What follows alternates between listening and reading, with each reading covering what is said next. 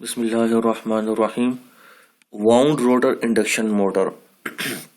हमने ये दो बातें डिस्कस की थी कि इंडक्शन मोटर दो किस्म के रोटर वेल रिनाउंड है। एक squirrel cage induction generator rotor है और दूसरा हमारे पास वाउंड रोटर है। और जो इंडक्शन जनरेटर के लिहाज से कहते हैं वाउंड रोटर इंडक्शन जनरेटर, और दूसरे को हमारे पास कहते हैं wound squirrel cage induction generator. तो ये बात हमने डिस्कस की थी कि सबसे बड़ी जो डिफरेंस है दोनों में क्या है, वो हमारे पास है। इसका डिफरेंस जो है वो स्टार्टिंग टॉर्क के लिहाज से है। किसकी स्टार्टिंग टॉर्क कम है, कांस्टेंट है, स्लो है, और किसकी ज्यादा है और कंट्रोलेबल है। ये दोनों बातें डिस्कस करने की हैं। ठीक है जी। अब हम अगर देख लें, यहाँ पे हमारे पास एक वाउंड रोटर इंडक्शन जनरेटर बना हुआ है। ये वाउंड रोटर मोटर है या वाउंड रोटर इंडक्शन जनरेटर है या वाउंड रोटर हमारे पास उसका इमेज है। हम ये देखें कि ये हमारे पास जो रोटर की जो फील्ड वाइंडिंग, रोटर की जो कंस्ट्रक्शन है with respect to the variable resistances, वो डिस्क्राइब की हुई है फिगर 5.8 में। हम यहाँ पे ये देख सकते हैं कि ये हमारे पास जो है इस वाउंड रोटर को, चूंकि वाउंड रोटर के अंदर वेरिएबल रेजिस्टेंस होती है, इसको कहते हैं rheostatic control. Rheostatic control, variable resistance control. तो इसके लिहाज से हमारे पास स्लिप चेंज होती है। क्या चेंज होती है? स्लिप चेंज होती है। तो इसको हम ये भी कह सकते हैं कि वेरिएबल इसे हम कह सकते हैं slip ring rotor, slip ring rotor. तो वाउंड रोटर का दूसरा नाम क्या आ गया? वाउंड रोटर का दूसरा नाम आ गया slip ring rotor. Why? Because ये एक तो स्लिप रिंग्स के साथ इसकी वो है कंस्ट्रक्शन है, और दूसरा ये है कि इससे हमारे पास स्लिप चेंज होती है। जैसे हमारे पास रेजिस्टेंस चेंज होगी, करंट चेंज होगा, करंट चेंज होगी, टॉर्क चेंज होगी, और टॉर्क से क्या होगी? हमारे पास स्पीड जो है वो चेंज होगी। तो वाउंड रोटर का दूसरा नाम क्या हो गया? Slip ring rotor. ठीक है। अब यहां पर हम देखें कि ये हमारे पास स्टार कनेक्टेड है। ठीक है जी। क्योंकि स्टार कनेक्टेड इसलिए हुए क्योंकि आगे जो हमारे पास स्टेटर है वो भी मोटर है। तो मोटर में स्टार इज द इनपुट। जो आपको 3 फेज सप्लाई मिल रही है यहां से, वो स्टेटर को मिल रही है। तो स्टेटर की वाइंडिंग्स किस में कनेक्ट होंगी? स्टार कनेक्टेड होंगी। ठीक है जी। उसको देखते हुए, और मोटर के जो इनपुट पीछे से मिल रहा है ट्रांसफार्मर को, तो ट्रांसफार्मर का सेकेंडरी भी स्टार होगा। ठीक है। तो यहां पे हमारे पास ये स्टार कनेक्टेड 3 रियोस्टैटिक कंट्रोल सिस्टम बना हुआ है। ये देख लें आप यहाँ पे वेरिएबल करंट कंट्रोल इसको हम कह सकते हैं। इससे हम क्या करते हैं? स्लाइडर है हमारे पास, इससे रेजिस्टेंस 0 पे भी आती है, रेजिस्टेंस मिड वे भी जाती है, और रेजिस्टेंस हाई वैल्यू पे जाती है। जब रेजिस्टेंस हमारे पास फॉर एग्जांपल यहाँ पे हाई है और यहाँ पे हम कहते हैं लो है, ठीक है, यहाँ पर रहेगी तो कम करंट फ्लो होगा। कम करंट होगा तो स्टार्टिंग टॉर्क कम होगी, टॉर्क कम मिलेगी, जिससे क्या होगा? उसकी या तो उसकी मूवमेंट नहीं होगी, मोशन, रोटरी मोशन नहीं होगा, और होगा तो it will take very long time, और हीटिंग होगी। दरमियान में करंट और ज्यादा होगा। जब स्टार्टिंग करते हैं तो रेजिस्टेंस की एक वैल्यू सेट कर देते हैं। ये रेजिस्टेंस की वो वैल्यू सेट करेंगे, फॉर एग्जांपल यहाँ पे हम लिख लेते हैं 0, यहाँ पे लिखते हैं हम रेजिस्टेंस 0, यहाँ पे लिखते हैं रेजिस्टेंस 1 खुद से, और यहाँ पे लिखते हैं 0.3।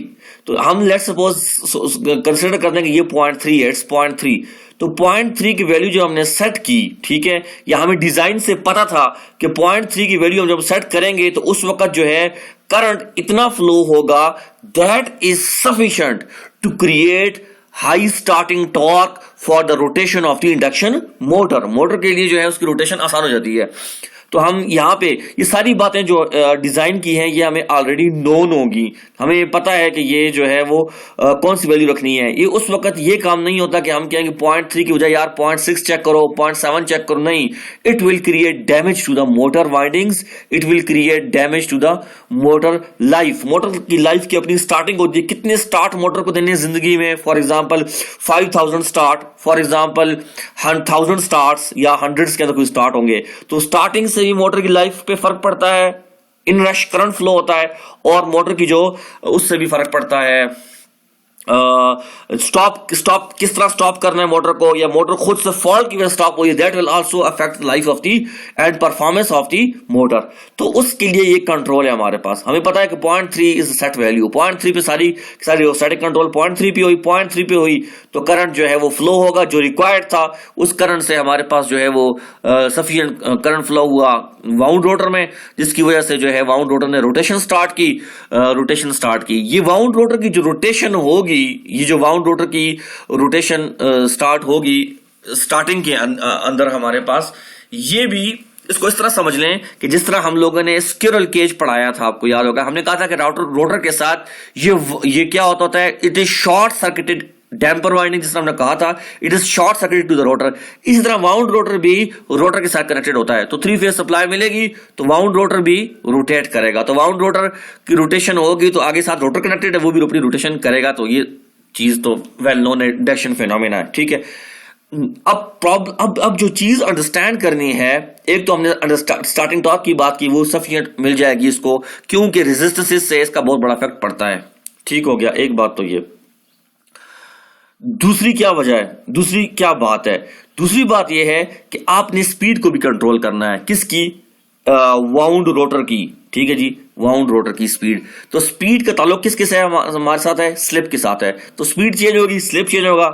ठीक है, स्पीड फॉर एग्जांपल 0 है, स्लिप 0 है। स्लिप 0 का मतलब क्या होता है? 100% सिंक्रोनाइज्ड, 100% सिंक्रोनाइज्ड हो गई। ठीक है, और स्लिप 1 है, द रोटर इज लॉक्ड और ब्लॉक्ड, स्पीड क्या हो जाएगी? 0 हो जाएगी। ठीक है, तो रेजिस्टेंस कम हुई, फॉर एग्जांपल 0.3 है, तो करंट क्या हो जाएगा? बढ़ जाएगा।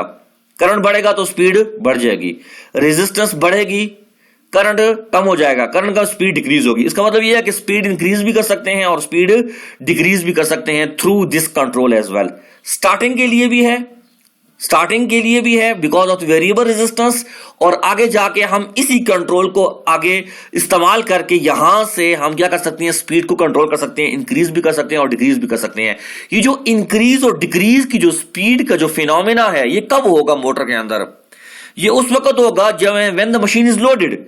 जब लोडिंग होगी तो ये इंक्रीज डिक्रीज होगी। लोडिंग के बगैर इसका काम क्या है? स्टार्टिंग टॉर्क प्रोवाइड करना, स्टार्टिंग टॉर्क प्रोवाइड करता है। ठीक हो गया। और दूसरी बात हमने कहा थी कि स्क्विरल केज में क्या डिफरेंस है, और इसमें वेरिएबल रेजिस्टेंस है और स्क्विरल केज में रेजिस्टेंस फिक्स्ड होती है। अब फिक्स रेजिस्टेंस का प्रॉब्लम क्या है कि रेजिस्टेंस वेरी नहीं करती। जब रेजिस्टेंस फिक्स होगी, फिक्स करंट गुजरेगा तो फिक्स टाइम होगा स्टार्टिंग के लिए, चाहे उसको एनर्जाइज होने के लिए टाइम लगेगा, तो उसकी टॉर्क जो है वो कम है, लो है, और इसकी स्टार्टिंग टॉर्क क्या है? वाउंड रोटर की हाई है।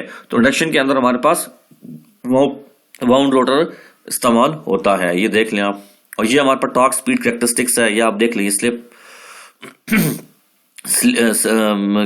ये हम देख रहे हैं कि ये हमारे पास डेवलप्ड टॉर्क है। ठीक है जी, और डेवलप्ड टॉर्क वर्सेस दी सिंक्रोनस स्पीड। ठीक है जी, और ये कर्व वेल रिनाउंड है, this is the famous curve. ये हमारे पास कौन सा है? 2। ये देख लें हमारी डॉटेड लाइन से, ये वेल रिनाउंड कर्व है हमारे पास, जो हम लोगों ने टॉर्क स्पीड कैरेक्टरिस्टिक पढ़ा। बाकी ये टॉर्क स्पीड कैरेक्टरिस्टिक ये कर्व है, ये देख लें आप, ये कर्व भी है, फिर 1 भी है, ये देख लें।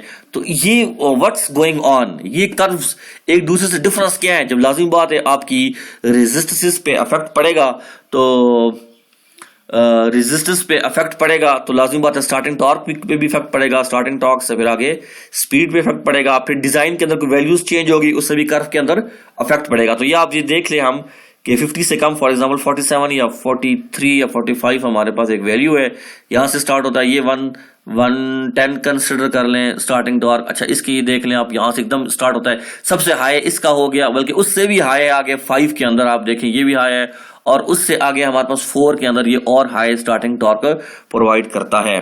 ठीक हो गया जी। अब हम ये देखते हैं कि यहां पे हम ये इसका फिनोमिना देख लें, ये प्लगिंग मोड के अंदर क्या है, ये इसको भी जरा देख लेते हैं ताकि जरा सा थोड़ा सा आपको मजीद हो जाए। ये यहाँ पे इसने किया torque speed curves for the representatives wound rotor motor. Wound rotor के साथ रेजिस्टेंसेस को वेरी करके आपके पास जो है वो ये टॉर्क स्पीड कैरेक्टरिस्टिक्स भी वेरी हुए हैं। ये जो डिफरेंट कर्व्स हैं 1 to 5 है। ठीक हो गया। और ये क्या है? Slip 1 means the rotor is blocked, rotor is blocked, ठीक है जी, और ये नीचे स्लिप इज 0। तो ये दोनों वैल्यूज इस पे परटेन कर रही हैं, यहाँ पे ब्रेकिंग पे भी दोनों वैल्यूज परटेन कर रही हैं, ठीक हो गया।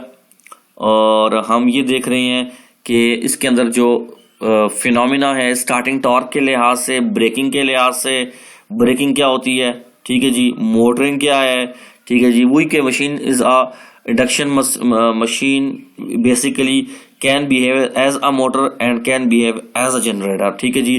तो ब्रेक का मतलब ये है कि how to slow down the machine, basically इसका ये मतलब होता है how to slow down the machine, और स्टॉप करने के लिए वही मेथड्स हैं जो हम आगे पढ़ेंगे। डायनामिक ब्रेकिंग, डायनामिक ब्रेकिंग कहते हैं, ये भी मेथड्स हम आगे पढ़ेंगे, वही जो हमने पढ़े थे उसमें रेजिस्टिव बैंक लगाना सिंक्रोनस मोटर में, यहीं पे भी हम एक मेथड और एक्स्ट्रा पढ़ेंगे, ठीक हो गया। और फिर हमारे पास प्लगिंग है, तो हम इसको भी देख लेते हैं कि what does this curves illustrate, जरा सा देखेंगे जरा फायदा हो जाएगा। फिगर 5.9 जो नीचे हमने देखी है, illustrates a typical family of torque speed curves that may be obtained through rotor rheostat adjustment. देखा रेजिस्टेंस को वेरी किया है, कर्व्स के अंदर चेंज आई है। Curve 5 is obtained with maximum rheostatic resistance in the rotor circuit and curve 1 is obtained with a shorted RHEO0। Curve 1 जो है हमारे पास, ये देखें, ये कर्व 1, दैट्स कर्व 1, ये कर्व 1 जा रहा है with a minimum resistance. Curve 1 उसने जो शो किया है, and curve 1 is obtained with a rheostatic shorted RHEO is 0 ohm, 0 resistance पे उसको कर्व 1 आया, and curve 5 is obtained with maximum rheostat resistance in the rotor circuit। Curve 5 की तरह ये कर्व 5 हमारे पास मैक्सिमम रियोस्टैट की रेजिस्टेंस थी यहाँ पे, उससे कर्व 5 ऑब्टेन हुआ है। तो रेजिस्टेंस को चेंज किया है तो हमारा टॉर्क स्पीड कैरेक्टरिस्टिक्स चेंज हुए हैं।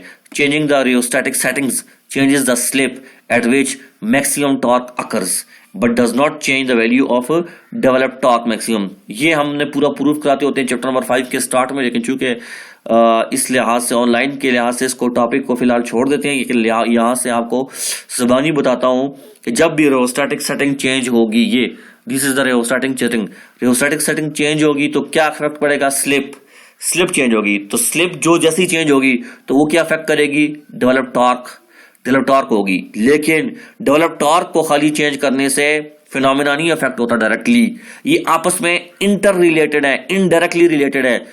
रियोस्टैट से सेटिंग से स्लिप चेंज होती है, स्लिप से आगे डेवलप टॉर्क अकर होती है, but does not change the value of TD, ठीक है जी। ये इनडायरेक्टली अफेक्ट नहीं करता पीछे से रियोस्टैट को डायरेक्टली, इनडायरेक्टली अफेक्ट करता, डायरेक्टली अफेक्ट नहीं करता। Note that increasing the resistance of the rheostat, increasing the resistance of the rheostat causes TD to shift to the left. ये देख लें, डेवलप टॉर्क को की जो वैल्यूज हैं वो हमारे पास किस तरह चेंज हो रही हैं, ये आप देख लें, मुख्तलिफ हमारे पास वैल्यूज आ रही है डेवलप टॉर्क की, ये चेंज हो रही है with respect to different rheostatic settings. Increasing the resistance of rheostat causes developed torque to shift to the left. A rheostat setting that results in a curve 3 causes TD to maximum to occur at a locked rotor S is equal to 1। Curve 3 पे हमारे पास S is equal to 1 पे जो locked rotor पे उस पर maximum starting torque आई है, फिर इसकी यहां से और कम आई है, ये मुख्तलिफ वैल्यूज है, सारी वही बता रहा है। A slip greater than 1 can only occur during plugging operations। अच्छा, प्लगिंग ऑपरेशन में स्लिप ग्रेटर देन 1 है, ठीक है जी। स्लिप ग्रेटर देन 1 हमारे पास स्लिप की वैल्यू क्या होती है, 0 और 1। तो 0 कब होता है, सिंक्रोनाइज होता है, और 1 कब होता है, जब लॉक्ड होता है। तो 1 से ऊपर जब चलेगा तो it will cause a plugging. ये आगे हमारे पास आ जाएगा कि प्लगिंग क्या चीज है। Plugging is the electrical reversal of the motor before it comes to rest and is accomplished by interchanging any of the 2-3 line leads going to the stator. यानी कि ये जो आपके पास लाइंस है स्टेटर की, इन दोनों को रिवर्स कर देंगे, L1 को L3 के साथ और L3 को L1 के साथ। तो ये जब आप करेंगे तो इससे हमारे पास प्लगिंग, दो प्लग इंटरचेंज हो गए, 2 प्लग इंटरचेंज हुए तो मोटर की अंदर प्लगिंग ऑपरेशन आ गया, तो वो मोटर को जो है वो स्लो डाउन करते हैं मोटर की ऑपरेशन को, ठीक है कि नहीं। Reverse of the mode become before it comes to rest and is accomplished by interchanging any 2 of the 3 line leads going to the stator। The characteristics when plugging are shown in the broken lines, ठीक है जी। When in plugging mode and R is negative, when in plugging mode rotor की speed negative हो जाती है with respect to synchronous speed, hence the slip when plugging is greater than 1। अब rotor की जो speed है, हमने कहा था कि NS is equal to NR, तो स्लिप क्या होती है हमारे पास 0 होती है, ठीक है। When N R greater than N S, तो N S minus N R है, तो एन आर बढ़ गया तो स्लिप क्या हो जाएगी, ऑटोमेटिकली नेगेटिव हो जाएगी, स्लिप ऑटोमेटिकली नेगेटिव हो जाएगी, ठीक है जी। और एन आर जब बढ़ जाएगा तो N R is negative, N R बढ़ गया तो N R is negative with respect to the synchronous speed N S, hence the slip when plugging is greater than 1, क्योंकि एनआर बढ़ जाता है। फॉर एग्जांपल 1800 एनएस है, एनएस कितनी है 1800 और एनआर आ गई 2000, अब 2000 इज ग्रेटर देन 1800 और 2000 इज ग्रेटर देन 1800, तो वैल्यू एस की नेगेटिव में आएगी, ठीक है जी। और 1 से बढ़ जाएगी, वाई, बिकॉज हमारे पास स्लिप 0 और 1 से रेंज कर 1 तक होती थी। अब जब वैल्यू आएगी, क्योंकि एनआर बढ़ गया है, तो आप डिवाइड करके जब आंसर निकालेंगे तो उसकी स्लिप की वैल्यू क्या आ जाएगी, greater than 1। Although the plugging is sometimes used to provide a fast stop, मैंने क्या कहा था, रोकने के लिए फास्ट स्टॉप और fast reversal of the squirrel cage और वाउंड कोडर, लेकिन क्या प्रॉब्लम कर दिया, क्रिएट करती है damage due to overheating में occur unless motor control circuit are specifically designed to prevent excessive current of such operations. एकदम रिवर्स करना ये ठीक तरीका नहीं है। इमरजेंसी ब्रेक चाहिए आपको बहुत जल्दी, या आप कुछ फास्ट स्टॉप चाहिए, तो उससे मोटर के सर्किट्स में बहुत बड़ा डैमेज हो सकता है, लेकिन उन मोटर में शायद ना भी हो जिस स्पेशली इसके लिए डिजाइन हो, ठीक है। बस इतना इसमें लिए काफी है। ये दो बातें हम डिस्कस कर लेते हैं। With no shaft load motor, induction motor or no load behaves like a synchronous motor and negligible windage and friction, the speed for every rheostatic settings will be approximately synchronous speed बराबर हो जाती है, synchronous motor act करती है, that is indicated in figure 5.9 for temperature top is approximately 0, ठीक है जी। Speed changes through rheostatic control can be obtained only if the machine is loaded, loaded होगी तो machine settings की तब उसकी rheostatic settings control करते हैं। Blowers, hoists, compressors, stokers are some of its applications, ठीक है जी।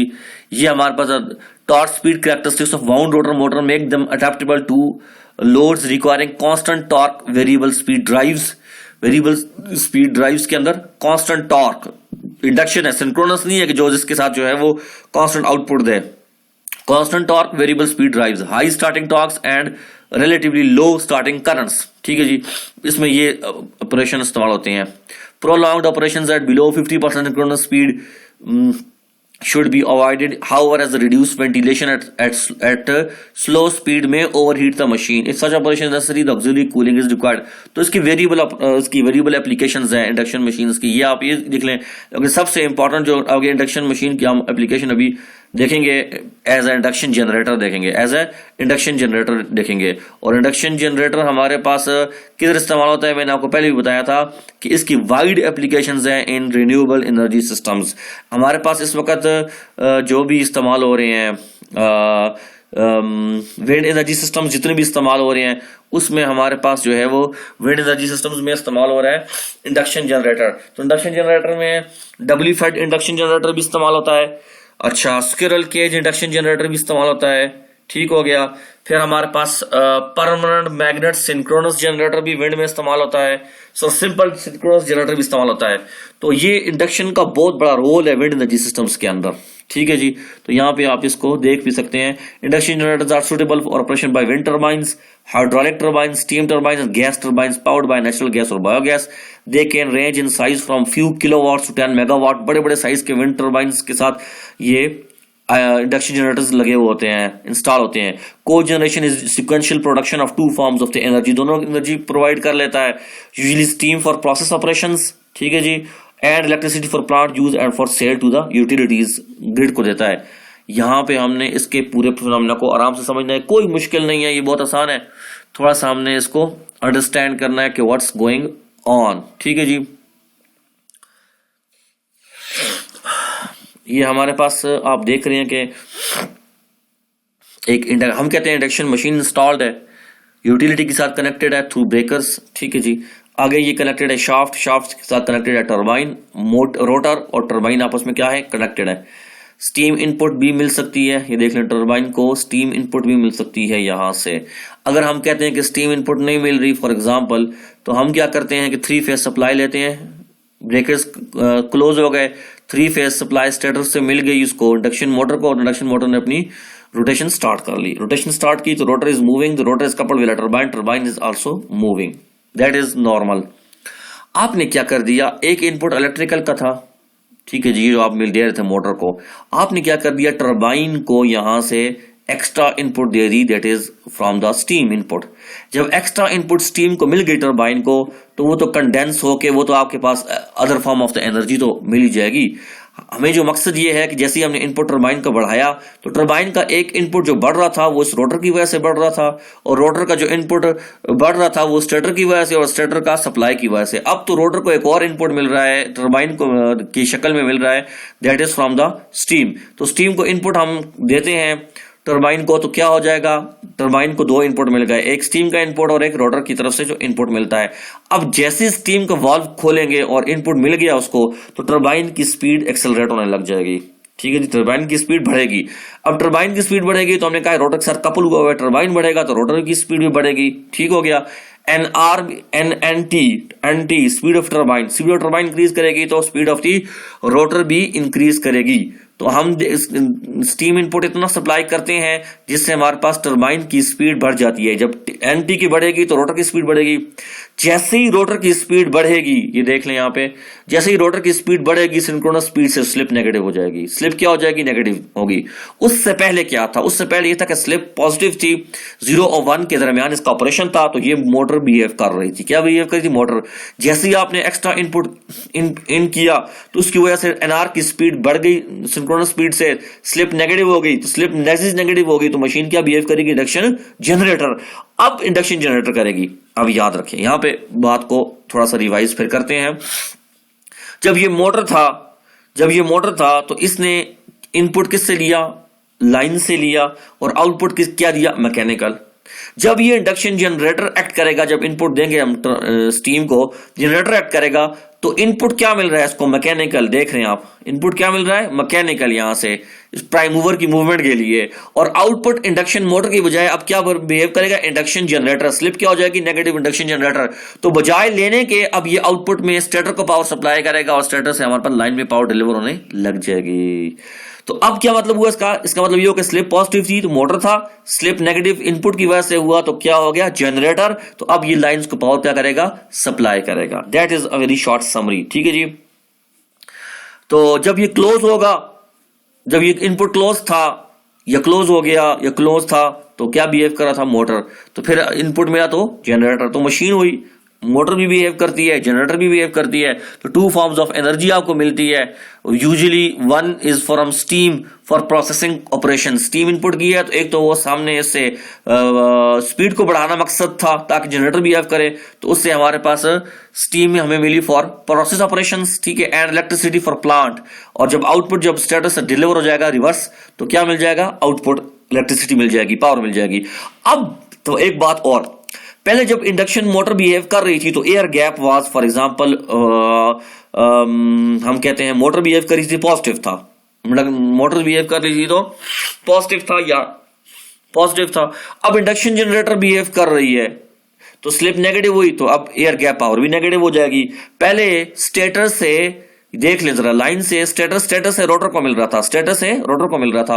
अब रिवर्स हो गया है जनरेटर में, तो रोटर से स्टेटर को मिलेगा, स्टेटर से लाइन को मिलेगा। तो ये सारे इसके अंदर फिनोमेना है, ठीक है। ये सब कुछ ये वही बातें लिखी हुई हैं जो आपको मैंने पढ़ाई हैं। पी गैप नेगेटिव हो जाएगा रिवर्सल की वजह से, बाकी सारी बातें सेम है। पुश ओवर पॉइंट भी आपको डिस्कस कराते हैं। ये सारी बातें मैंने आपको अभी इस तरह एक्सप्लेन करनी है through this speed characteristics curve. हमारे पास जो पहला कर्व है आप देख ले, this is air gap power, ठीक है, वर्सेस स्पीड, ठीक है। और सिंक्रोनाइज स्पीड कितनी है इसने बताई हुई है, ये 1800 इज द रेटेड स्पीड 1800 है, ठीक है जी। अब 1800 स्पीड का पॉइंट ही डिस्कस करते हैं। ये पॉइंट है, इधर देखें डॉटेड लाइन शो कर रही है रेटेड स्पीड, और यहां पे क्या है, air gap power 0 air gap पे 1800 speed means no load. No load पे मशीन क्या बिहेव कर रही है, neither in motor nor generator, slip is 0। No load पे स्लिप 0 हो जाएगी, 100% स्पीड हो जाएगी, रेटेड स्पीड हो जाएगी, neither motor nor generator. Floating कह सकते हैं आप, फ्लोटिंग है, ठीक है। आगे देखते हैं। अब हमारे पास air gap power is positive from stator to the rotor and from the rotor to the mechanical output shaft movement. तो रोटर बिहेव करे, मोटर बिहेव करेगी मोटर, तो मोटर में एयर गैप पावर पॉजिटिव है, तो इसका वही टॉर्क स्पीड कैरेक्टरिस्टिक्स ये जो हमने शो किया है, पीछे पढ़ा था 4.8 या 4.9 में, ये पूरा का पूरा ये ब्रेक डाउन टॉर्क कैरेक्टरिस्टिक्स कर रहा है। ये देख रहे हैं आप, ये break down torque is the maximum torque that induction motor can develop when the machine is operating at the rated load maximum. ठीक है, अब दूसरी चीज बिहेव करते हैं, इनपुट स्टीम का मिला, स्लिप नेगेटिव हुई, स्लिप नेगेटिव के साथ क्या हुआ कि एयर गैप पावर नेगेटिव हुई। अब स्टेटस, अब रोटर से स्टेटर को मिल रही, रिवर्स हो रही है from rotor to the stator, तो एयर गैप पावर देख रहे हैं रिवर्स हो रही है और torque speed characteristics is reverse. ये है, समझे कि फॉर एग्जांपल एक कैरेक्टरिस्टिक कर्व की शेप है और ये उसकी 180 डिग्री उसका रिफ्लेक्शन है बैक, तो ये जो 180 डिग्री उसकी रिफ्लेक्शन उसी तरह उल्टी शो की हुई है in negative axis of the air gap, that is basically induction generator curve. Induction generator कोई फर्क नहीं है, ये मैक्सिमम पॉइंट था टॉर्क का, ये मैक्सिमम आउटपुट है, ये मैक्सिमम आउटपुट है इंडक्शन जनरेटर का, यानी कि induction generator can develop maximum output at this point. यहां पे ये टॉर्क अप्लाई करता है मैकेनिकल आउटपुट देने के लिए। ठीक है जी, ये वो पॉइंट है जहां पे इलेक्ट्रिकल आउटपुट मैक्सिमम आता है इंडक्शन जनरेटर का, जब लोड उसका रेटेड होता है तो उस वक्त ये मैक्सिमम अपना आउटपुट शो करता है, ये आप देख लें जरा सा। उसके बाद फिर वही उसका कैरेक्टरिस्टिक का दोबारा उसकी तरफ वो स्टडी स्टेट यहाँ पे इसकी तरफ जाएगा। फिर ये जिस तरह इंक्रीज करता है आस्ता आस्ता, फिर स्टार्टिंग होती है, फिर ये इंक्रीज एक्सेलरेशन करता है, उसके बाद मैक्सिमम। इसी तरह ये भी स्टार्ट किया इसने, एक्सेलरेशन की, आउटपुट आने लग गया, माइन उसमें डिलीवर होने लगा, और ये वो पॉइंट था जहां पे इसका मैक्सिमम जो है वो आउटपुट आया -10 megawatt. -10 megawatt is the maximum output of induction generator. उसके बाद फिर आगे जब वेरिएशन आएगी तो इसका आप देख लें कि आउटपुट जो है वो डिक्रीज करता है। सेम कैरेक्टरिस्टिक कर्व मोटर है, वो मोटर में बिहेव करते हैं, यहां पर ये जनरेटर में ये आउटपुट में बिहेव कर रहा है। ये देख लें, ये जनरेटर एक्शन है सारा, और ये क्या है इसका मोटर एक्शन। ये इसका मैक्सिमम मैकेनिकल पॉइंट है और डिलीवरी का आउटपुट का ये इलेक्ट्रिकल पॉइंट है उसका मोटर का, जहां पे ये मैक्सिमम आउटपुट प्रोड्यूस करेगा। ठीक है जी, उसके बाद ये जिस तरह हमारे पास यहाँ पे स्लिप टॉर्क स्पीड पे टॉर्क स्पीड जीरो हो जाता है, हमारे पास टॉर्क जीरो हो जाता है, मोटर है, तो इसी तरह हमारे पास ये है कि ये अपना उसके बाद स्टडी स्टेट की तरफ जाएगा। इसकी जो मोशन आगे जा रही है that is uniform towards a certain point, लेकिन वो पे कम होती जा रही है बिकॉज एयर गैप के साथ अगर आप इसको देखें तो स्पीड को देखें कि ये हमारे पास यहाँ पर इसने मैक्सिमम आउटपुट शो की, ये स्पीड बढ़ गई है रेटेड से, यहाँ पे इसमें मैक्सिमम गई है, देखें 2200 आरपीएम हो गई। यहाँ पर अगर स्पीड इसकी बढ़ रही है, ठीक है जी, एक पॉइंट है, ये पॉइंट पे मैक्सिमम आउटपुट था, स्पीड बढ़ रही है, देखिए हम अगर बस फॉर एग्जांपल अगर 3500 हम इसकी स्पीड को कंसिडर करें तो आपके पास -4 मेगावाट सिर्फ आएगा, -4 मेगावाट आउटपुट आ रहा है। ठीक है जी, अब ये सारा का सारा जो फिनोमेना हमने इसमें डिस्कस किया है that is reflected again in this curve figure 5.19, इसको हमने अंडरस्टैंड करना है कि व्हाट्स गोइंग ऑन। हमारे पास वही टॉर्क स्पीड कैरेक्टरिस्टिक्स कर्व है। ठीक है जी, ये टॉर्क स्पीड टॉर्क है वर्सेस लाइन करंट एम्पेयर में, torque is directly proportional to current. ठीक है जी, और ये स्पीड हमारे पास है, this is rated speed 1800, neither motor nor generator, slip is 0 here. ठीक है जी, अब यहां से जो इसका बिहेवियर है ये स्टैंडर्ड डॉटेड लाइन से, ये टॉर्क स्पीड कैरेक्टरिस्टिक्स मोटर का है, ये देख लें ब्रेक डाउन टॉर्क पैड हो, ये आगे जैसे ही हमारे पास स्लिप नेगेटिव होगी तो ये बिहेव करेगा इंडक्शन जनरेटर, और ये हमारे पास ये डॉटेड लाइंस है। एक बात बताने ऊपर ही भूल गया, ये पॉइंट कुछ कौन सा कहते हैं, उसमें हमारे पास ये जो पॉइंट था मोटर में that was a break down maximum torque. यहाँ पर मैक्सिमम पावर आउटपुट आता है, इसे कहते हैं पुश ओवर टॉर्क। यहाँ पे वो मैक्सिमम टॉर्क लग सकती है जो रोटर जो है काउंटर टॉर्क पैदा करता है स्टेटर के इलेक्ट्रिकल टॉर्क के ऑपोजिशन में। जब हमारे पास ये इनपुट मैक्सिमम होता है, लोड मैक्सिमम होता है, तो हमारे पास ये इनपुट स्टीम के अप्लाई होती है इनपुट। जब ये इनपुट अप्लाई होगी तो हमारे पास ये जो टरबाइन जो अपना जो मोशन स्टार्ट करेगा that will produce a develop torque that is mechanical develop torque. ये पता करेगा ये किसको अपोज करेगा, स्टेटर की टॉर्क को जो कि इलेक्ट्रिकल है। ठीक है जी, और जिसकी वजह से motor as a load behave हो रहा है। अब ये और ये आपस में कपल हुए हैं, ठीक है जी। तो काउंटर टॉर्क ये पैदा करेगा, अपना मोटर पैदा करेगा, ये जो मशीन है ये पैदा करेगी टरबाइन की टॉर्क के ऑपोजिशन में, ठीक है जी। और ये टॉर्क जब मैक्सिमम होगी, ठीक है जी, उस वक्त हमारे पास आउटपुट डिलीवरी क्या होगी, मैक्सिमम होगी। क्यों होगी हमारे पास, उस वक्त हमारे पास मशीन जो है वो स्लिप नेगेटिव हो जाएगी, स्लिप नेगेटिव है, और हमारे पास जो है वो काउंटर टॉर्क मैक्सिमम लग रही है, तो it will produce a maximum power output, ठीक है जी।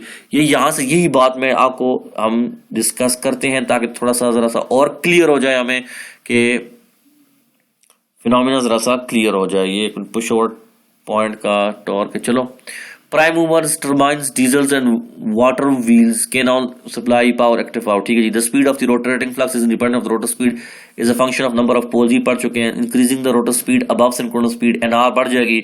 Increasing the input to turbine will cause slip to become negative in reversing direction of the air gap, जो मैंने बताया था। Instead of active power being transferred across the air gap from stator to the rotor, the motor action a negative slip causes the power to be transferred in the reverse direction from rotor to the stator, ठीक है जी। ये भी सारी बात हमने discuss कर ली। When operating as induction generator, the induction of magnetic flux of the stator and the magnetic flux of the rotor produces a counter torque in opposition to the driving torque of the prime mover, जो speed steam में जो है उसको oppose करेगा। As the speed of the prime mover is increase, ठीक है जी, the increase in the electrical power supplied to the distribution system by the induction generator causes increase in the counter torque. ये counter torque बढ़ेगी तो output भी बढ़ेगा।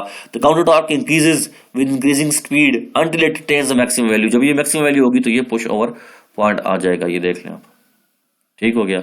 अच्छा, अब लाइन करंट का रिलेशन देखते हैं। देखें, टॉर्क बढ़ रहा है, 100 है फॉर एग्जांपल, तो स्टार्टिंग करंट जितना चाहिए उसको थ्रू रियोस्टैटिक कंट्रोल वो इतना हो जिससे स्टार्टिंग टॉर्क से वो मशीन स्टार्ट हो जाए। तो डेवलप टॉर्क बढ़ रहा है तो आप स्टार्टिंग डेवलप टॉर्क 100 है फॉर एग्जांपल, तो आप स्टार्टिंग करंट देख लें कितना हाई है। फिर जैसे जैसे मशीन सिंक्रोनाइज पे पहुंच जाती है अब स्टार्टिंग करंट की जरूरत ही नहीं है। अब इसको सिंक्रोनाइज्ड हो गई तो जब 100% सिंक्रोनाइजेशन पहुंच गई तो उस वक्त क्या होगी, स्टार्टिंग करंट 0 हो गया। I1 की वैल्यू देख लें आप, 0 हो गया। और हमारे पास यहाँ पे स्पीड कितनी होगी, रेटेड पे पहुंच गई, ठीक है। अब फिर जब ये फॉर एग्जांपल ये अब इस तरफ जनरेटर को एक्ट कर रहा है तो लाइन करंट बढ़ेगा, लाजिमी बात है, डिलीवरी दे रहा है तो ये आउटपुट में ये बढ़ेगा, ठीक है। This is line current versus torque characteristics. आगे हम देखते हैं, आगे इसके स्टार्टिंग के मेथड्स देखते हैं।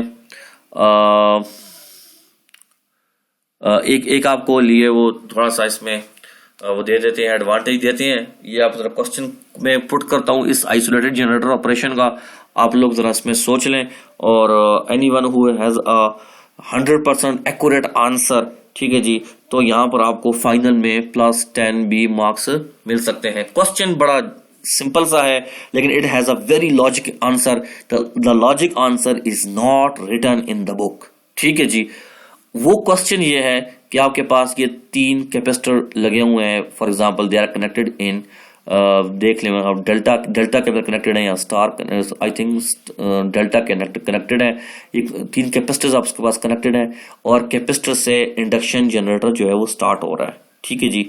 अब क्वेश्चन मेरा ये है, वही फिनोमिना जो हम लोग पढ़ चुके हैं पीछे से, लेकिन उसमें कैपेसिटर बैंक नहीं लगा होता, इसमें बैंक लगा हुआ है। कैपेसिटर तो डीसी स्टोर करते हैं, कैपेसिटर एनर्जी स्टोर करते हैं, क्या करते हैं, एनर्जी स्टोर करते हैं। और वो एनर्जी कौन सी कैपेसिटर के अंदर स्टोर होती है, डीसी, ठीक है जी, डीसी स्टोर होती है। तो जब ये डीसी एनर्जी स्टोर करता है, दैट इज डीसी, तो जब ये प्रोवाइड करेगा तो इंडक्शन जनरेटर तो डीसी से कैसे स्टार्ट होगा, वो तो एसी से स्टार्ट करना चाहिए। तो डीसी से स्टार्ट यहाँ पे तो बाजार नजर आ रहा है कि डीसी से स्टार्ट हो रहा है। जब ये डीसी से स्टार्ट हो नहीं सकता, EMF dy/dt, तो ये इंडक्शन जनरेटर के लिए कैपेसिटर बैंक इन्होंने क्यों लगाए हैं, फिर लगाए इन्होंने स्टार्टिंग के लिए हैं, लेकिन कैपेसिटर तो एनर्जी स्टोर करता है, हम तो कहते हैं एनर्जी स्टोर डीसी देता है। Why this is going on with induction generator, तो इसको सोच लीजिएगा, ठीक है। आगे है जी dynamic braking of the induction motors, slow down करती हैं, उसको डायनामिकली स्टॉप करती हैं। 2 मेथड्स हैं हमारे पास डायनामिक ब्रेकिंग के। एक हमारे पास है जो हम लोग पढ़ेंगे dynamic braking using DC injection, एक डीसी इंजेक्शन है, और दूसरा हमारे पास कैपेसिटर बैंक है, कैपेसिटर ब्रेकिंग है, जिसको हम साथ इंडक्शन और सिंक्रोनस में हमने इसको रेजिस्टिव बैंक कहा था। तो पहले हम इसको कहते हैं अपना डिस्कस करते हैं डीसी इंजेक्शन। डीसी इंजेक्शन का मतलब है डीसी प्रोवाइड करना स्टेटर के टर्मिनल्स पे, किस लिए से, ताकि उसको डायनामिकली मोटर को ब्रेक मिल सके। अब क्या फिनोमेना है, वेरी सिंपल है। हम अगर हम ये सोचेंगे यार मोटर को हमने स्टार्ट करना है तो हम इनपुट एनर्जी खत्म कर दें, तो इनपुट एनर्जी खत्म कर लेंगे, तो ये देखें फॉर एग्जांपल इनपुट एनर्जी खत्म कर लेते हैं, ठीक है जी, और स्टेटर की एनर्जी आस्ता आस्ता डिफ्यूज होगी, फिर आस्ता आस्ता होगी, तो that is not an appropriate method of dynamically braking the induction motor के हम सप्लाई को आस्ता आस्ता कम करें। ये वो करंट कम होगा स्टेटर का, स्टेटर से रोटर कम होगा, आस्ता उसकी मूवमेंट कम होगी, लेकिन इसके साथ फिर प्रॉब्लम्स बन सकते हैं इसके साथ। और ये ज्यादा इफेक्टिव कंट्रोलिंग मेथड नहीं है उसका ब्रेक करने का, डायरेक्ट लाइन से हम कंट्रोल करें, ठीक है जी,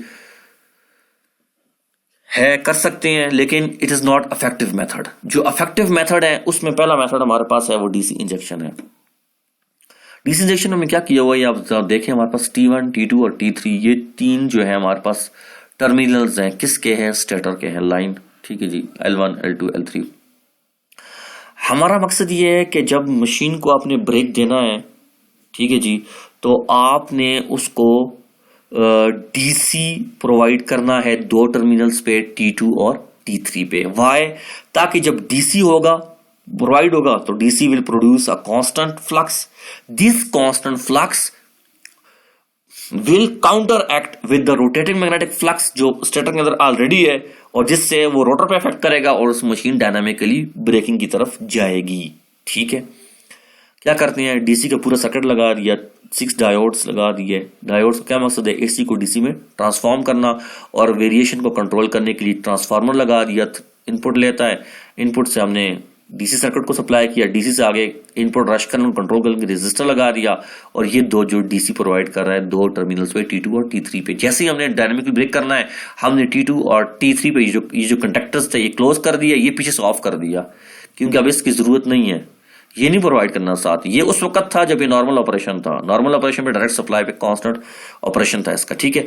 अब जैसे हम डायनामिकली ब्रेक करना है, इसको हम क्या कर लेंगे, क्लोज, इसको हम ओपन कर लेंगे, ये ओपन हो जाएगा, तो T2 और T3 आपके पास क्या कर रहा है, नॉर्मली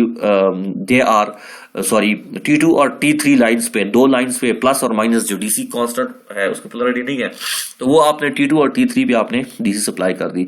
डीसी सप्लाई की तो स्टेटर के पास प्रीवियस क्या था, रोटेटिंग मैग्नेटिक फील्ड थी, इधर से ये ऑफ हुई तो रोटेटिंग मैग्नेटिक फील्ड जो रेजिड्यूल थी, अब जो पीछे उसके पास है, उसको काउंटरैक्ट करने के लिए आपने डीसी प्रोवाइड कर दी। ये डीसी रोटेटिंग मैग्नेटिक फील्ड को काउंटरैक्ट करेगी, जिससे वो डिफ्यूज होगी आहिस्ता, और उससे डिफ्यूज आगे रोटर की जो फील्ड है वो होगी, क्योंकि अब आपने फील्ड के थ्रू, ये फील्ड कंट्रोल मेथड भी आप इसे कह सकते हैं कि फील्ड को वो कर रहा है, काउंटरैक्ट कर रहा है स्टेटर की, जिससे रोटर की होगी और उससे मोशन कंट्रोल होगी, ठीक है जी। यहां से ये भी देख लेते हैं, the DC current in the stator winding set up a stationary magnetic field that generates a voltage in the windings of the spinning rotor. The resultant current in the closed loop formed by a squirrel cage or wound rotor dissipates the rotational energy as I square R loss, rapidly slowing down the rotor. ठीक है जी, भी एक method है। दूसरा method क्या है, brake capacitor banks. दूसरा method क्या है, ये कैपेसिटर बैंक लगे हुए हैं आपके पास 1 2 3, they are connected in delta, they are in a closed circuit through contactors line T3, T2 और T1 के साथ एक बैंक। दूसरा बैंक कौन सा लगा हुआ है हमारे पास, जरा गौर से देखें, वो भी डेल्टा के अंदर है। They are also connected to line L1, L2 और L3, L1, L2 और L3 से कनेक्टेड है। जैसे ही हमने इंडक्शन मोटर को ब्रेक देना है, हमने क्या किया, इसको ऑफ कर देंगे। जैसे इसको ऑफ करेंगे, सबसे पहले हमने कॉन्टैक्टर्स को क्लोज कर दिया। कॉन्टैक्टर्स क्लोज हुए तो बजाय एनर्जी इधर से जाने के, एनर्जी तो कोई जाएगी ही नहीं क्योंकि ये लाइन ऑफ हो जाएगी सारी, तो एनर्जी जो इसकी थी, स्टेटर की थी, स्टेटर की क्या एनर्जी थी, रोटेटिंग मैग्नेटिक फील्ड थी।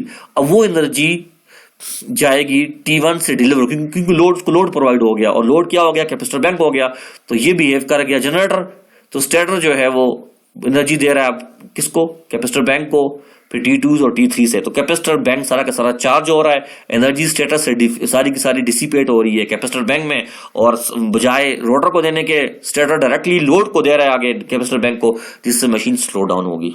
मजीद थोड़ा और फास्ट करना है तो आप इसको भी क्लोज कर दें, तो मजीद और लोड जो है वो एनर्जी डिमांड करेगा फ्रॉम द स्टेटर, तो मशीन और जो है वो जल्दी फास्ट डायनामिकली ब्रेक होगी। इसमें एनर्जी स्टोर्ड होगी तो as a capacitor resistive bank I square R losses पैदा होंगे, और इसमें एज अ रेजिड्यूल मैग्नेटिज्म के जरिए कैपेसिटर बैंक में एनर्जी स्टोर होगी। This is for dynamic braking. अब है जी इंडक्शन मोटर स्टार्टिंग। ठीक है जी, इंडक्शन मोटर स्टार्टिंग के लिए मेथड्स हैं। कन्वेंशनल मेथड क्या था कि डायरेक्ट आप लाइन को वो करो, ऑपरेट करो और डायरेक्टली कंडक्टर्स को क्लोज करो, क्लोज सर्किट प्रोवाइड करो, लाइन के साथ डायरेक्टली कनेक्ट करो और आपके पास मोटर स्टार्ट हो जाएगी। इससे प्रॉब्लम बनता था इस मेथड से। वजह क्या थी? इसे कहते हैं full voltage starting, direct line starting, कि लाइन करंट से एकदम इन रश करंट जाता है, इन रश करंट, और वो जो इन रश करंट होता है उसकी value sometimes greater than the rated current हो जाती है, जिसकी वजह से that will create damage to the electrical circuit, और इलेक्ट्रिकल सर्किट को डैमेज मिलता है। लाइफ कम हो जाती है इंडक्शन मोटर की। इंडक्शन मोटर को मोटर हो या कोई भी मशीन हो तो उसकी स्टार्टिंग के लिए भी हमें उसे सफिशिएंट अमाउंट ऑफ करंट चाहिए, सफिशिएंट अमाउंट ऑफ टॉर्क चाहिए। उसको मैकेनिकल डैमेज भी मिल सकता है, उसको इलेक्ट्रिकल डैमेज भी मिल सकता है, जिससे प्रॉब्लम बन सकते हैं। The methods commonly use for reducing in rush currents. In rush currents का प्रॉब्लम है, तो यहां पर क्या प्रॉब्लम है? How the high in rush currents associated with full voltage starting can cause large voltage dips in the distribution system।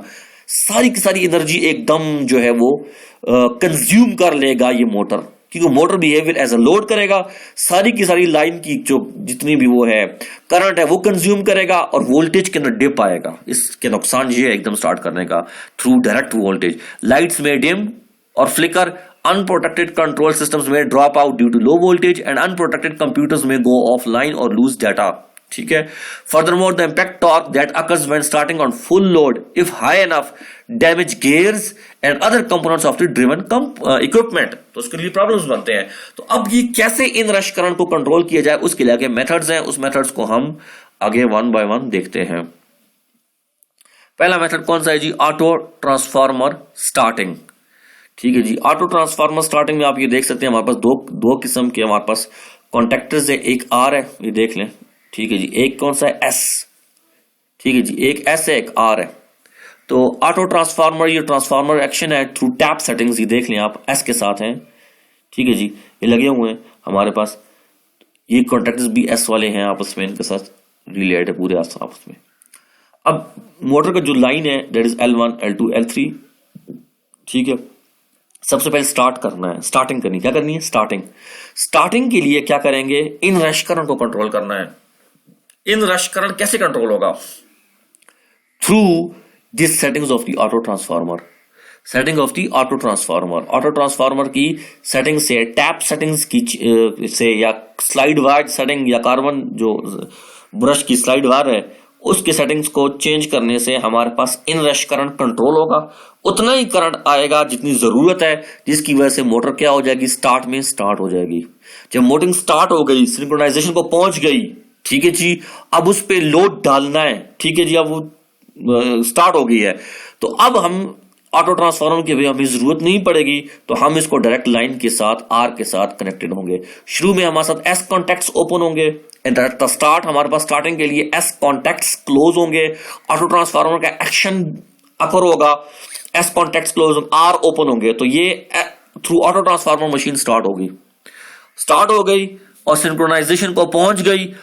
That provides 50, 60, 80% of the full voltage. ठीक है जी, अब ये टैप जो आपको प्रोवाइड करते हैं स्टार्टिंग के लिए कितनी वोल्टेज प्रोवाइड करते हैं? 50%। कभी 50% की रिक्वायरमेंट होती है, कभी 65% लाइन की, कभी 80% ऑफ द फुल वोल्टेज। ठीक है जी, the motor started at reduce voltage by closing the S contacts. S contacts close होती हैं, ऑटो ट्रांसफार्मर एक्शन होता है, मोटर स्टार्ट हो जाती है। आफ्टर दैट क्या होता है? आफ्टर दैट जब मशीन स्टार्ट हो जाती है, सिंक्रोनस स्पीड को पहुंच जाती है with near rated speed, synchronous speed, S contacts are open, ये ओपन हो जाएंगे। अब सारी की सारी मशीन डायरेक्टली कनेक्ट किससे हो जाएगी? आर कॉन्टैक्ट से, आर से हो जाएगी। R contacts are closed, connecting full voltage across a stator. The big advantage of auto transformer starting is that it draws less line current for the same amount of motor starting current than does not any other starter. तो ये हमारे पास control auto transformer की वजह से आता है। ठीक है जी, ये देख लें वही जो हमने डिस्कस किया था चैप्टर नंबर 3 में ऑटो ट्रांसफार्मर का, ये वो कंट्रोल लगा हुआ था मशीन की स्टार्टिंग में। अच्छा जी, अगला मेथड कौन सा है? अगला मेथड है Y delta starting. Y delta starting का दूसरा नाम क्या होगा? Star delta starting.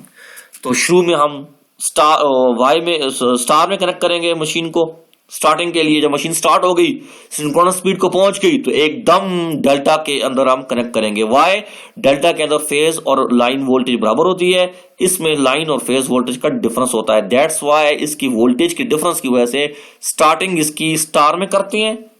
जब ये सिंक्रोनस स्पीड को पहुंच जाता है तो उसको डेल्टा में कनेक्ट करते हैं। ये आप देख लें, हमारे पास सबसे पहले हम स्टार्टिंग के लिए एस कॉन्टैक्ट्स को ओपन करेंगे तो ये स्टार बन जाएगा सारा। एस कनेक्ट को ओपन हो जाएंगे। जब स्टार्टिंग होगी मशीन की, उस वक्त एस को ओपन कर लिया, आर कनेक्ट हो गया डायरेक्ट लाइन के साथ, तो अब ये डेल्टा के अंदर फेज और लाइन बराबर है, तो ये मशीन चलती रहेगी। तो ये मेथड भी एक अप्रोप्रिएट मेथड है रिड्यूस वोल्टेज के साथ मशीन को स्टार्ट करने के लिए। The 3 phases of the stator are connected in Y during startup and then connected in delta when the starting is sufficiently decreased. All motors connected for Y delta starting are actually delta connected machines. Basically delta ही होती हैं, लेकिन starting इनकी Y के अंदर करते हैं। They are only Y connected for starting. The S contacts provide the Y connection and R contacts provide delta. When connected in Y, the voltage across each phase of the stator winding will be reduced. Divided by √3 है, तो 57.7% of the line हो जाएगी। आगे क्या है? Series impedance starting. इसमें क्या करते हैं? इसमें हम क्या करते हैं, लाइन जो स्टार्टिंग लाइंस हैं L1 L2 L3 डायरेक्टली, उसको हम एस कॉन्टैक्ट्स के थ्रू स्टार्टिंग के लिए हम डायरेक्ट इंपीडेंस कनेक्ट कर देते हैं। इंपीडेंस क्या करता है? रिड्यूस करंट प्रोवाइड करता है। उस रिड्यूस करंट से मोटर स्टार्ट हो जाएगी। उस पॉइंट की जो चाहिए उसको, चाहे वाउंड रोटर लगा हुआ है चाहे स्क्विरल केज है, स्टार्टिंग हो जाएगी। जब ये स्टार्टिंग उसकी पहुंच गई, रेटेड स्पीड पहुंच गई, तो अब हमने एस को क्या कर लेना है? ओपन करेंगे। ठीक है जी, एस को ओपन करेंगे, आर को कनेक्ट कर देंगे। जब आर कनेक्ट होगा तो डायरेक्ट लाइन के साथ कनेक्ट हो जाएगा। ठीक है जी, और ये जब लाइन के साथ कनेक्ट होगा तो it will provide direct supply to the motor, और मोटर लोडिंग पे अपनी नॉर्मल काम बिहेवियर काम करेगी। आगे मेथड जो है और स्टार्टिंग का कौन सा है हमारे पास? दैट इज कॉल्ड, 2 मेथड्स हैं। एक कहते हैं solid state starting, best method है ये। Solid state starting, power electronic switches इस्तेमाल होते हैं, पावर इलेक्ट्रॉनिक्स सर्किटरी इसमें पूरी इन्वॉल्व होती है। इसे कहते हैं DC power electronics drives. Drive control starting है इसकी, इंडक्शन मोटर की ड्राइव कंट्रोल स्टार्टिंग है। ठीक है, और दूसरा मेथड कौन सा है? Part winding starting. ठीक है जी, इसको हम देख लेते हैं। सॉलिड स्टेट वाइंडिंग में हम ये देखें, हमारे पास थायरिस्टर्स लगे हुए हैं, SCR, CD call, control, rectifiers हमारे पास हैं। थायरिस्टर स्विचिंग है, ट्रिगर होती हैं मुख्तलिफ पल्सेस पे, तो ये हमारे पास इन लाइन करंट्स को कंट्रोल करते हैं L1 L2 और L3, जिससे मशीन हमारे पास कंट्रोल के थ्रू स्टार्ट होती है। और that is a very best method because they have a direct control. Control हम डिजाइन करते हैं, इंटेलिजेंट कंट्रोल है, ऑटोमेटेड कंट्रोल है, linear control, non linear control, उसके लिए हम रोबस्ट कंट्रोल डिजाइन करते हैं। उसके लिए फिर ये स्विचिंग कंट्रोल होती है, उसके थ्रू हम मशीन को इफेक्टिवली एफिशिएंटली हम क्या करते हैं, स्टार्टिंग उसकी कंट्रोल करते हैं। बेस्ट मेथड है ये। दूसरा हमारे पास कौन सा मेथड है? इसे कहते हैं पार्ट वाइंडिंग।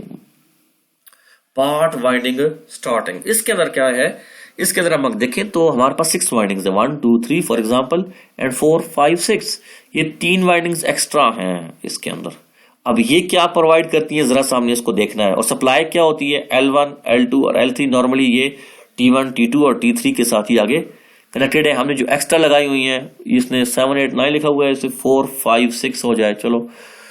तो ये भी हमारे पास इसके थ्रू कॉन्टेक्ट्स के थ्रू L1 L2 और L3 को प्रोवाइड करती हैं। अभी हम देखते हैं the part winding method uses stator with 2 identical 3 phase winding. 2 windings हैं, एक ये और एक ये। ठीक है, each capable of supplying 1/2 the rated power.